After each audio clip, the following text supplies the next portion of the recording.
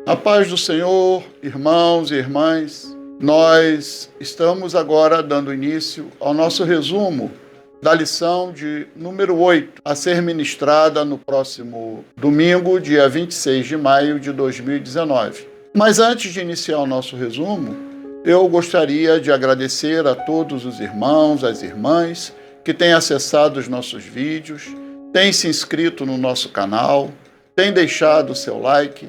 Isso, irmãos, é o que nos faz continuar com esse projeto. Posto isso, vamos ao título da lição.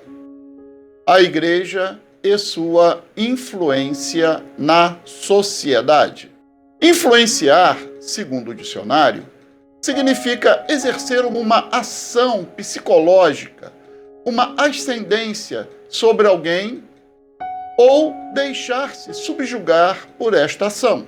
O famoso imperador da França, Napoleão Bonaparte, ele disse o seguinte, que a multidão procura o líder não por sua causa, mas por sua influência.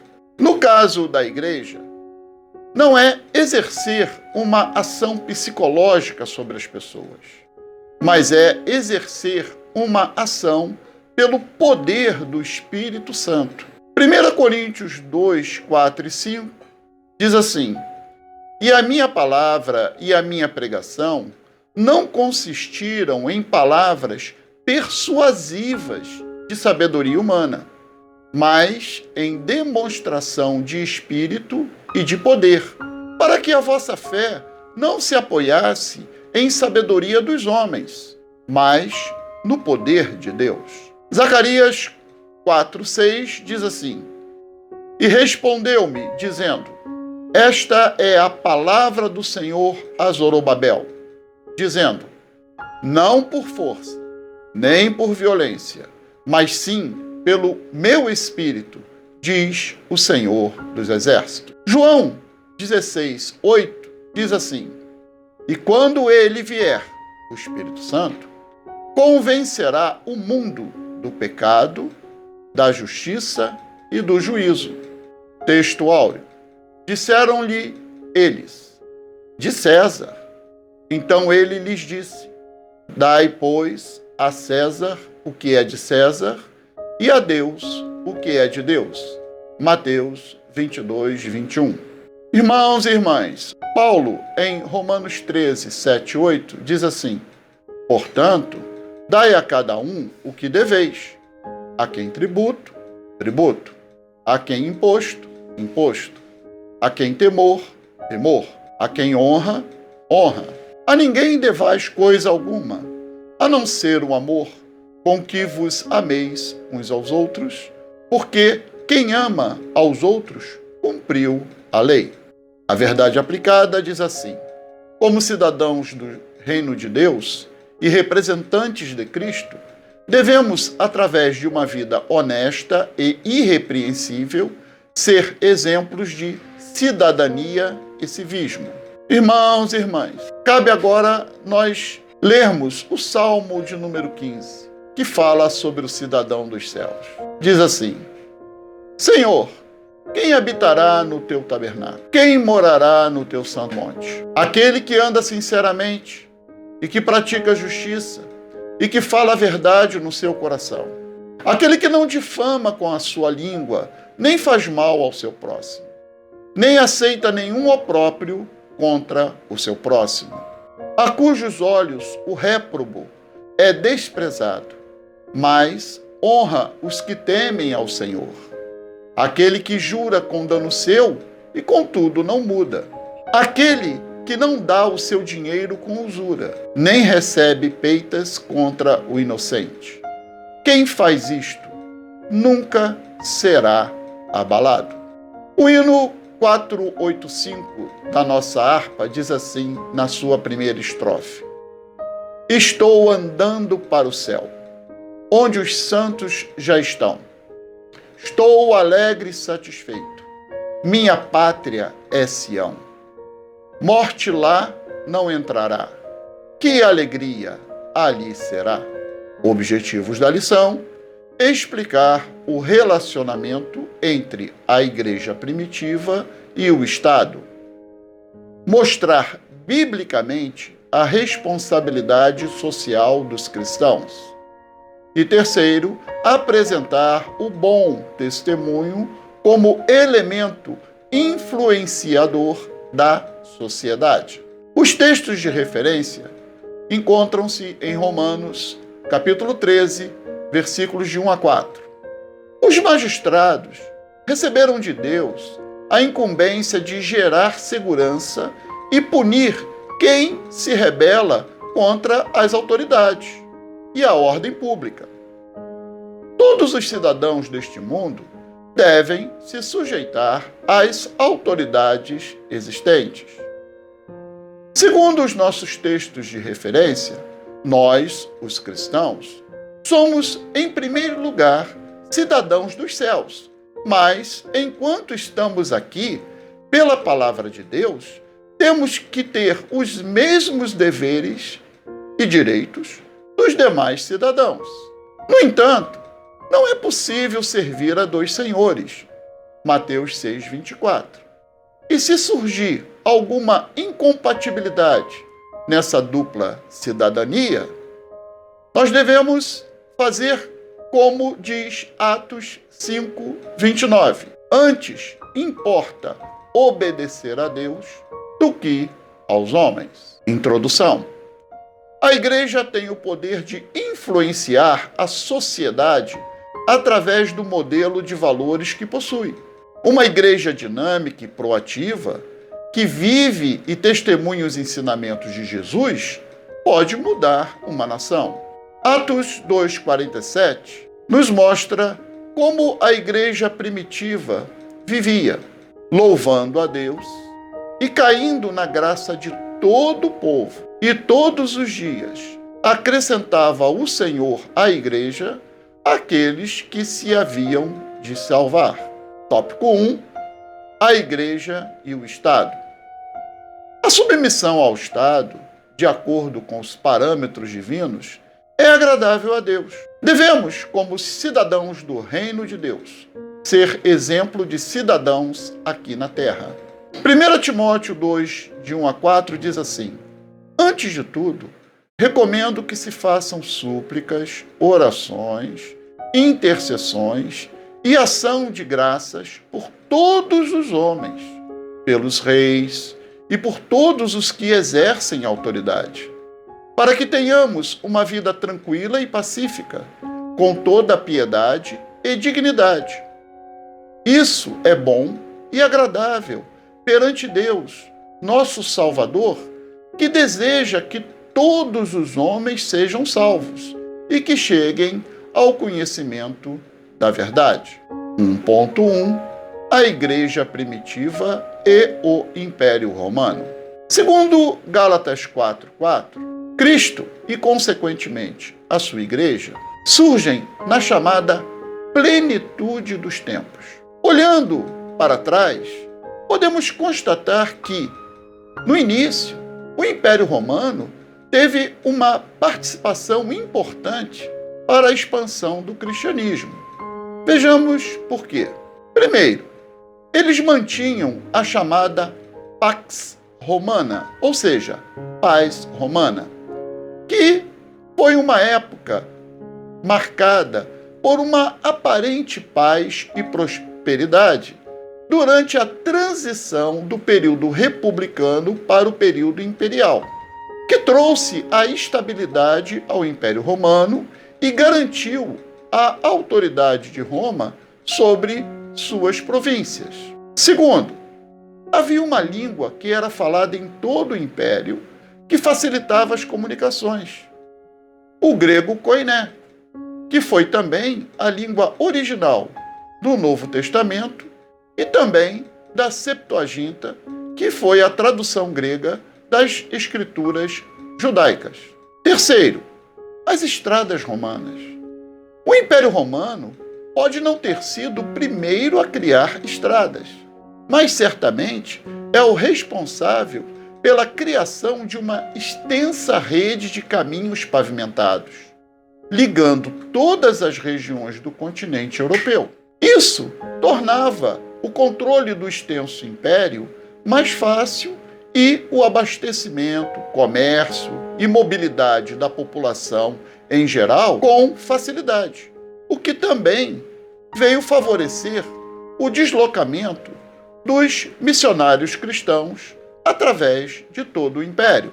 Quarto, havia nessa época uma política de tolerância com as diversas religiões dos povos dominados, o que, no início, favoreceu a expansão do cristianismo e só passou a ser oficialmente perseguido pelo Estado a partir do incêndio de Roma pelo imperador Nero, no ano de 64 da nossa era, que, para se eximir, culpou os cristãos pelo sinistro. 1.2 A Deus e a César. Mateus 22, 16 a 22 diz assim: enviaram-lhe os seus discípulos com os herodianos, dizendo: Mestre, bem sabemos que és verdadeiro e ensinas o caminho de Deus, segundo a verdade, e de que ninguém se te dá, porque não olhas a aparência dos homens. Dize-nos, pois, que te parece?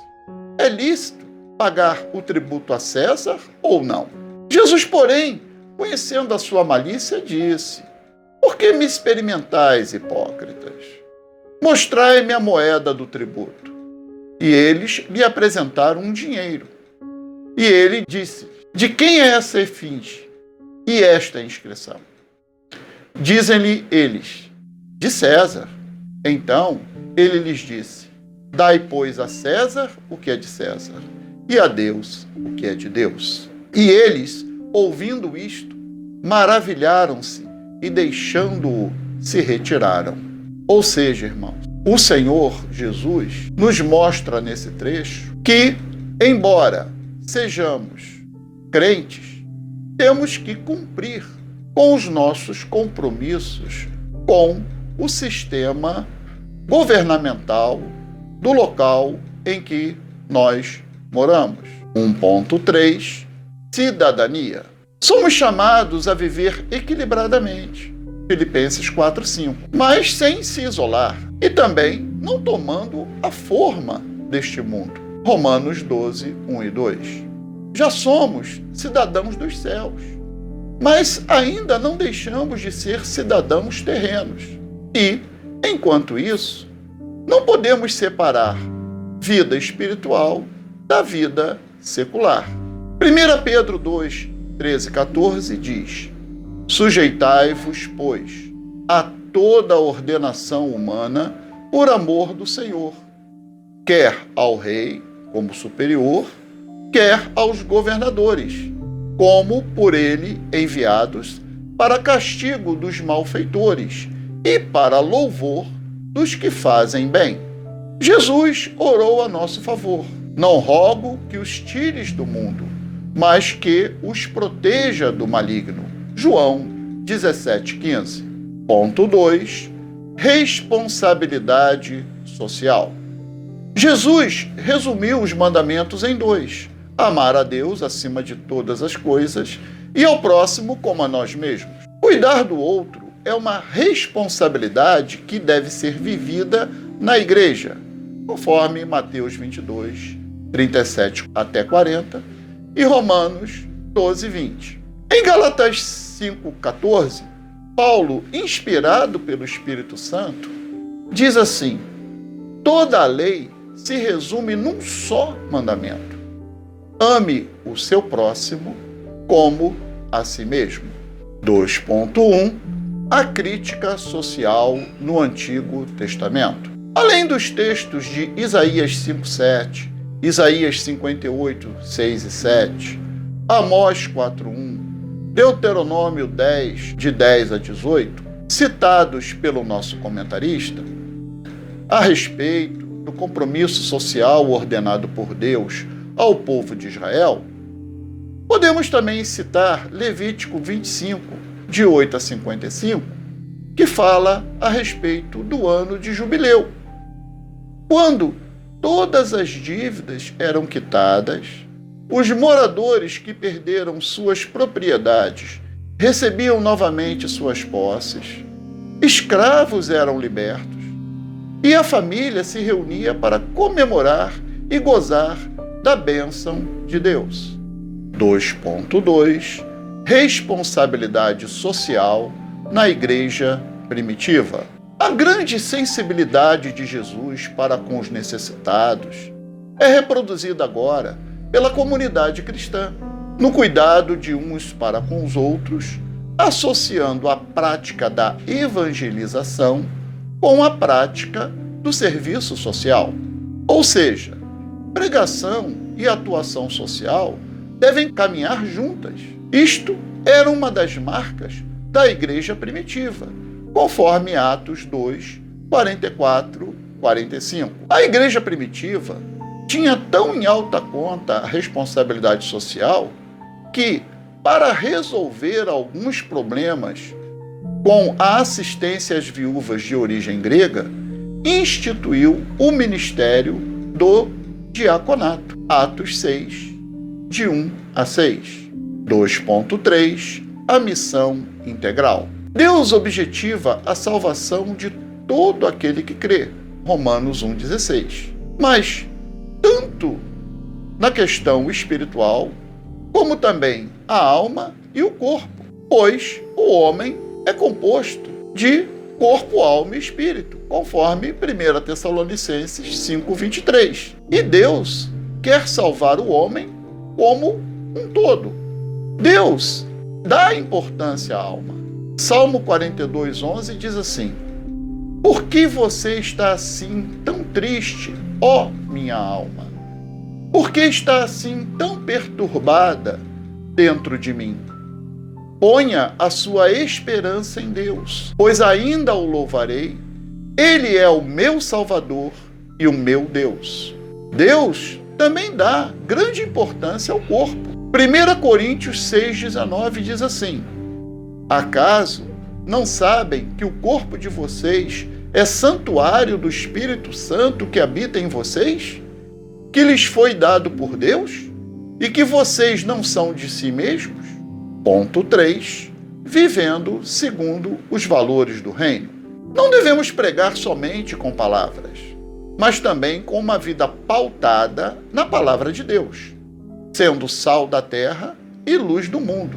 Mateus 5, de 13 a 16. Em Filipenses 2,15, Paulo nos diz: para que sejais irrepreensíveis e sinceros, filhos de Deus inculpáveis, no meio de uma geração corrompida e perversa, entre a qual resplandeceis como astros no mundo. 3.1 A família e a igreja. 1 Timóteo 3,12 diz assim: Os diáconos sejam maridos de uma só mulher e governem bem a seus filhos e suas próprias casas. Tal preceito, por extensão, deve ser seguido não só pelos diáconos, mas também por todos nós, os cristãos.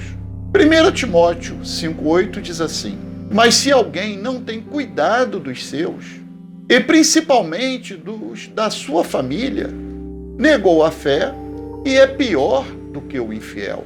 1 Pedro 3,1 nos mostra que o testemunho, mais do que palavras, é uma arma poderosa para se ganhar para Jesus os nossos familiares. Irmãos e irmãs, todos fazemos parte da congregação que está estabelecida nos nossos lares. 3.2 Princípios morais. Como vimos na lição 6 desse trimestre, estamos vivendo o período da pós-modernidade, do relativismo e do hedonismo, que são conceitos que batem de frente com os princípios morais do cristianismo bíblico. Cabe a nós, com serenidade e determinação, não abrirmos mão desses princípios e não nos conformar com esse mundo. Romanos 12:2. 3.3 Coerência entre fé e prática. Tiago 1, 22, João 13, 35 e Gálatas 5, 16, 22 e 25 são citados pelo nosso comentarista como exemplo do que a palavra nos ensina sobre a coerência entre fé e prática. Paulo, escrevendo a Timóteo, em 1 Timóteo 3,7, diz que o obreiro, e por extensão qualquer cristão, deve ter bom testemunho dos que estão de fora, para que não caia em afronta e no laço do diabo. Paulo, em 1 Coríntios 11:1, diz assim: sede meus imitadores, como também eu de Cristo. Irmãos e irmãs, o grande evangelista Billy Graham, de saudosa memória, falou o seguinte: nós somos as Bíblias que o mundo está lendo. Nós somos os sermões que o mundo está prestando atenção. Conclusão: enquanto a igreja não for arrebatada, nós, como povo de Deus, devemos viver uma vida piedosa, sendo bons cidadãos, honestos e responsáveis, cuidando do próximo, vivendo o amor apresentado por Deus em Jesus, e não se rendendo à corrupção deste mundo e nem ao relativismo, mas prosseguir guardando o bom depósito pelo Espírito Santo. Irmãos e irmãs, nesse ponto estamos encerrando esse breve comentário sobre a lição de número 8. Quero mais uma vez agradecer a todos vocês que têm acessado os nossos vídeos. Continue orando por nós, irmãos. A minha oração é que Deus continue abençoando a todos nós. A paz do Senhor.